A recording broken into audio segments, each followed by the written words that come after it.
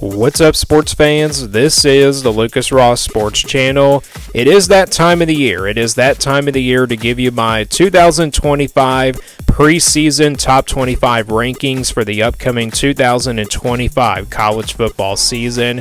And who's ready? Who is ready for another college football season? The 2025 season gets officially underway this weekend, actually, with week 0. The real weekend does not really begin until next weekend, but wanted to go ahead and give you my preseason top 25 since we have some games coming up this weekend. We have one big game, which I'll get to in just a moment, but these are my preseason top 25. I did my way too early top 25 in January, then my spring top 25 in April, and a lot of things have changed ever since those top 25 rankings. These are the real rankings. These are pretty much, the start of the rankings for the preseason, and you'll see these videos week by week. You'll probably see them every Monday, except for after Labor Day. We still got a bunch of games, pretty much on Labor Day weekend, so that's the longest weekend of college football besides rivalry weekend as well. You'll see the top 25 on that Tuesday after Labor Day on Monday.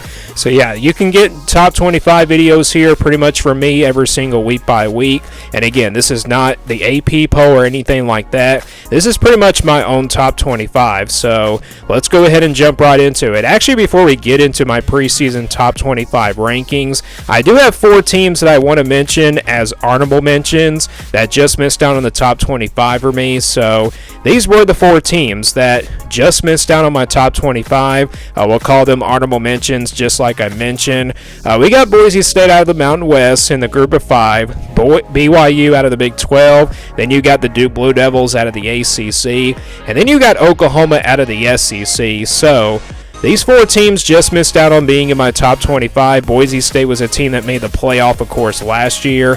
I don't know if they'll be quite as good as they were last season. Maybe they have a step back. Maybe they're a team that can still make the college football playoff, but I just think with Ashton Jeanty gone and everything, I just don't think that's enough to make this Boise State team a top 25 team, in my opinion. BYU on the other side, Jake Razliv entered the transfer portal in the spring. Yeah, I was pretty high on this BYU team in the way too early rankings and then also in my spring rankings. But with him now gone, I just don't feel like BYU is going to be they have some options at quarterback, but they still got some experience to still be a pretty good team in the Big 12. But I just think with the options at quarterback, it could be a concern here for the Cougars.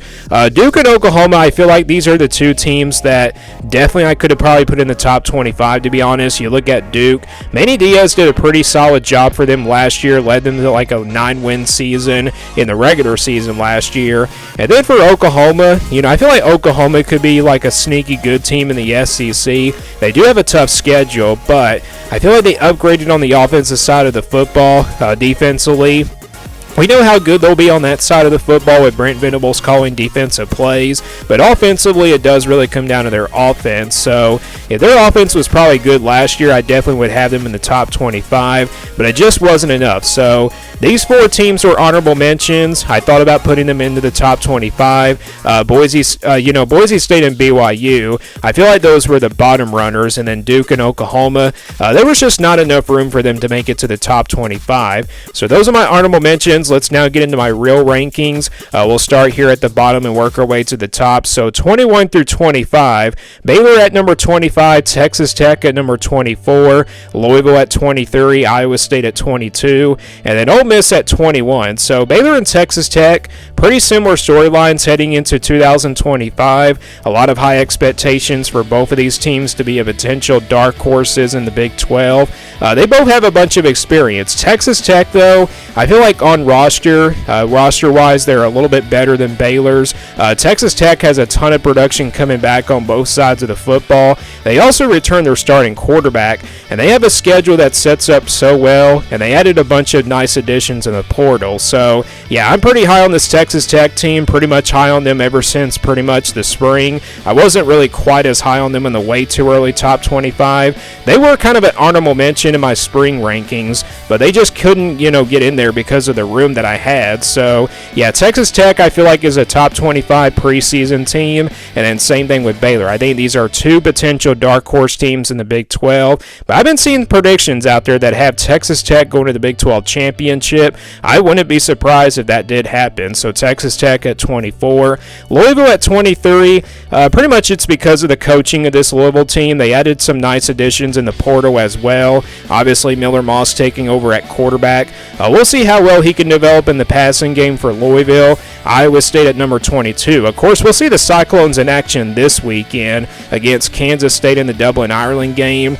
Iowa State definitely has some question marks, especially at the receiver position. Pretty much the reason why they're in the top 25 is because they're a well-coached team. And then also, Rocco Beck is back at quarterback. So, yeah, that's pretty much the reason why the Iowa State Cyclones are still in this top 25. But they're at the way bottom. So, Iowa State at number 22. We'll see what they look like this weekend. And then Ole Miss at number 21. Kind of hard to tell how good this team is going to be. I had a pretty tough time with this Ole Miss team in the offseason. I will admit I was pretty high on them in my way too early rankings, but when it came to the spring and now this preseason top 25, this could be an Ole Miss team that is very overrated. I don't think anybody realizes how much this team lost on the defensive side of the football. Yeah, their offense will be good, but defensively, they just lost so much there. Lost some good players, and they're going to have a lot of guys that are going to have to step up. So, yeah, the Rebels may not be quite as good as they were last year. I mean, this is still a bowl team and a very talented team, but still, defensively, you've got some concerns there if you're Ole Miss. So, the Rebels here at number 21. These are my rankings from 21 through 25. All right, 16 through 20 now. We got SMU at number 20, South Carolina at number 19, Tennessee at 18, Texas A&M at 17, and then Indiana at 16. So, SMU is in this top 25 pretty much because of Kevin Jennings returning at quarterback, and they're also a team that made the playoff last year in the ACC Championship, so that's why I got SMU here in the top 25. South Carolina is a team at number 19. You know, I've been having this team in my way too early rankings and then also my spring top 25 as well. Maybe I'm overrating this team a little bit. You know, South Carolina is a team, yeah, they do have Lenore Sellers returning at quarterback. That's pretty much the reason why they're in this top 25, but who else is going to step up for South Carolina? Can these receivers step up? Can, you know, Sellers develop something in the passing game? Yeah, he's an electrifying athlete, but still, South Carolina is really going to come down to the other playmakers that they have on this roster. So, yeah, Gamecocks here at number 19. I'm not quite high, you know, I'm not really quite as high as I was on them in the way too early rankings. Spring football, maybe I was a little bit high, but still not very high, just like the way too early top 25. And I do got them here inside the top 20, again, because of Sellers returning at quarterback. Tennessee, the same thing. You know, question marks on offense. Who's going to step up big time on the offensive side of the football? I think the defense is going to be pretty good for this Tennessee team, and that's kind of hard to say that because Josh Heupel is a great offensive coach. Joey Aguilar steps in at quarterback. He does have a ton of experience at Appalachian State, but he's coming in, you know, to play in the toughest conference in the country. So, yeah, that's going to it's really going to come down to Joey Aguilar, in my opinion, for Tennessee this year in order to make it back to the college football playoff. But I feel like Tennessee is a little bit overrated, in my opinion. Texas A&M at number 17. Maybe I'm overrating this team a little bit as well, but I feel like the Aggies are going to be a pretty good team this year. They do have a bunch of players returning from last year. Marcel Reed is back at quarterback. Just like Lenore Sellers, he's an electrifying athlete. But can he develop something in the passing game? That's going to be the question mark there for Texas A&M. I think he'll be a little bit better in the passing game. They do got some weapons at wide receiver. I think it's actually a little bit better than South Carolina. So, yeah, the Aggies at number 17. I think this will be a pretty good team, so watch out here for the Aggies in 2025. And then Indiana at 16. This is, of course, a team that made the playoff last year. Kirk Zanetti, the coaching that he's done already for this Indiana football program, yeah, it's really a big accomplishment already. So that's the reason why I do got Indiana in the top 20. I wouldn't be surprised if they did make the playoff again this year, but maybe not. You know, Indiana has kind of a tougher schedule compared to last year. year, but I still think Indiana has a chance to do that. And they also added Mendoza at quarterback to transfer from Cal. We'll see how well he develops here for Indiana and Kirk Zanetti. So that's my rankings from 16 through 20. Let's go 11 through 15 now. I had a pretty tough time, though, with the rankings from 11 through 15. I will admit that. You got Kansas State at number 15. Illinois at number 14, Michigan at 13, then you got Florida at 12, and then Arizona State at 11. I do feel comfortable putting the Sun Devils of Arizona State at 11, but these other four teams, Kansas State, Illinois, Michigan, and Florida, these were four teams that were really tough to figure out. For Kansas State, we'll see what they look like coming up this weekend. Talked about it earlier with Iowa State. They will play them this weekend, and Avery Johnson, I think it's going to really come down to him. Which Avery Johnson are we going to get? I mean, we've seen him look good at times and then sometimes bad at times last year. Can he take care of the football? That'll definitely be a really big question mark there. But yeah, we'll see what it looks like this weekend. And then Illinois at 14. I feel like I'm overrating this team just a little bit too high. You know, I probably would put them inside the top 20 or maybe outside the top 15, I should say. But yeah, Luke Allmeyer returns at quarterback. That's pretty much the reason why they're in the top 15. And you know, what they did last year, that was a big accomplishment. But I wouldn't be surprised if Illinois did take a step back from where they were last year. Again, this is a team and a program, you know, back then they had a pretty good season and then they had a disappointing year the next year. That probably could happen again. You know, the teams that were pretty good last year, they can go on to have a pretty disappointing season. So Illinois at number 14, Michigan at 13. Really, it's all about Bryce Underwood, you know, in this offense from Michigan. The Michigan offense wasn't really good last year. Can they develop something in the passing game? That'll be definitely a question mark. I think Bryce Underwood will get better as the season goes along. I think it's just going to really come down to him. And then same thing with Florida. DJ Lagway, I think it's all about him in this Florida team. You know, DJ Lagway came in as a freshman last year, developed right away here for the Gators. Maybe I'm overrating these two teams a little bit too much. And then same thing with Illinois. Florida has a very tough schedule. Let's talk about that. They do have a tough schedule in the SEC and then also in the non-conference. So maybe I'm hyping up this team too much, but with all the preseason expectations, that's pretty much the reason why they're at number 12 and then inside the top 15. And again, I'm pretty comfortable where Arizona State is. I think this is a top 10 team and, you know, potentially a top 5 team as well. They already kind of proved to us that they definitely belong in the Big 12 and they're just a well-coached team. And they made the playoff last year. Wouldn't be surprised if they made the playoff this year in 2025. So that's my rankings from 11 through 15. Let's go to the top 10 now. 6 through 10, I got Miami at number 10, LSU at 9, Oregon at 8, Alabama at 7, and then Notre Dame at 6.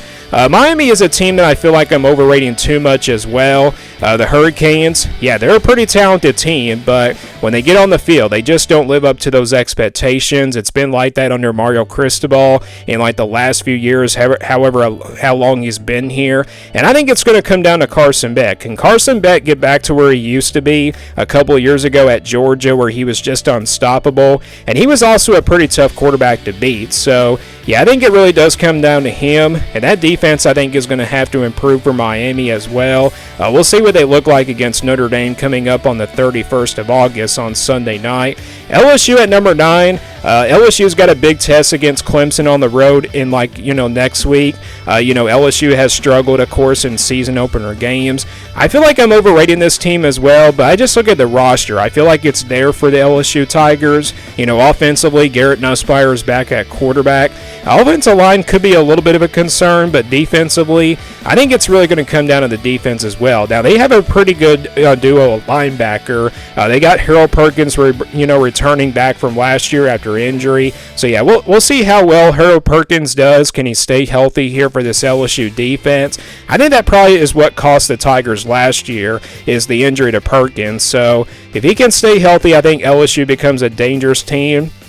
And you never know, a playoff contender this upcoming season in 2025. You got Oregon at number 8. I don't think the Ducks will be as good as they were last year. Yes, they'll be still talented, but it's really all about Dante Moore at quarterback. How well can he develop in the passing game? And then same thing with Alabama. How good is Ty Simpson going to be? That'll definitely be a big question mark there as well. So Alabama and Oregon, these are two teams that are capable of winning a national championship, but it really does come down to their quarterbacks and how well they can develop develop. But I do like Alabama's receivers a lot more than Oregon's, and I do like their offensive line as well, and especially their defense. So Alabama at number 7, and then Notre Dame at 6. Notre Dame's definitely not going to rely on the passing game too much with C.J. Carr. They're definitely going to want to run the football this year with Jeremiah Love. And yeah, we'll see what that running game looks like against Miami coming up on Sunday, August the 31st. So the Fighting Irish at 6, a team that made it to the national championship game, of course, last year. And then we go to the top 5 here. Clemson at number 5. A lot of high expectations for this team. I'm pretty high on them ever since the early part of the offseason. I think this is a top 5 team. I'm not going to lie. I think they're definitely going to, surprise a lot of people this year. I wouldn't say surprise. I just feel like Clemson is going to dominate in their respective conference. Kay Klubnik is back at quarterback. And I think, year 3 under Garrett Riley's offensive system. And then you got Tom Allen, the former defensive coordinator from Penn State. This could be a very dangerous Clemson team at number 5. Georgia at number 4.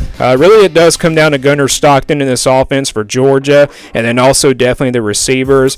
Defensively, I think they'll be really dominant on that side of the football. There's no question about it. And yeah, they do have talent, but can Georgia just, stay consistent on the offensive side of the football? That'll definitely be the question mark there. And then Penn State at number 3. You can make an argument that Penn State definitely should be ahead of Ohio State here in the top 25 rankings and the top 5 respectively. And yeah, Penn State is at number 2 in the AP poll, but I just have to see what Penn State's going to look like. Maybe I'm overrating this team a little bit too high, but they got some experience coming back, especially with Drew Aller back at quarterback. They might have the best 1-2 punch at running back as well. So yeah, Penn State definitely could be a very dangerous team. It's really all about the passing game, though. Can Drew Aller, get some receivers to go to, and this can this be an explosive offense? That'll be a big question mark there for Penn State. And then Ohio State and Texas, both at 1 and 2.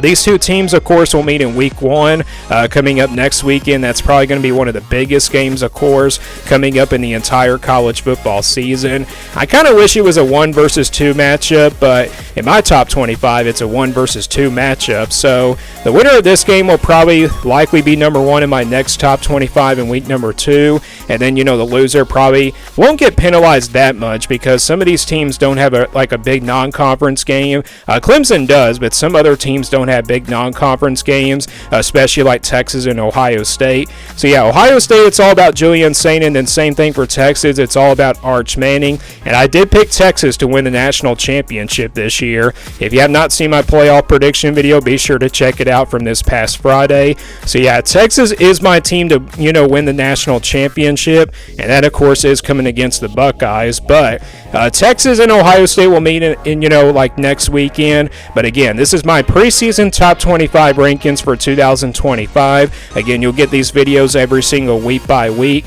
Pretty much, till the end of the season, probably till rivalry weekend, and then we'll have, of course, a postseason, and then also a final top 25 at the end of the year. So, yeah, Texas is my number 1 team, so that is my preseason top 25 rankings for 2025. Give me your thoughts on this top 25 down in the comments below, and give me your preseason top 25 as well. Thank you for watching this video, and stay tuned for more sports content videos on my Lucas Ross Sports YouTube channel.